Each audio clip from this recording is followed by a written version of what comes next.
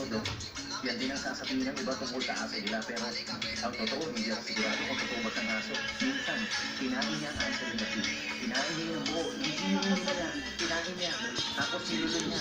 Pagbalik ang phone, ginawa niya dessert. Minsan, pinabaga ng anak ko, nandun siya. Magdamag siyang nakaupo, hindi umalis.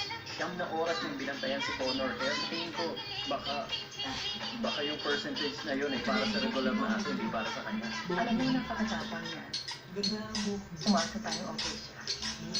Alam ko magiging okay siya. Babalik ako bukas. Hindi siya sa anong lalagyan mag-lang.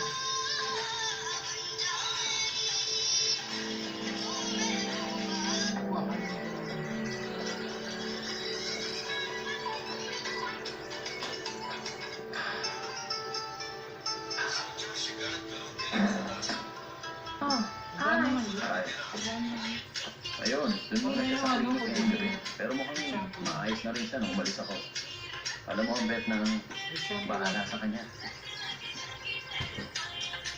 Okay ka lang ba? Anong binabasa mo? Pinabasa ko mga luma mong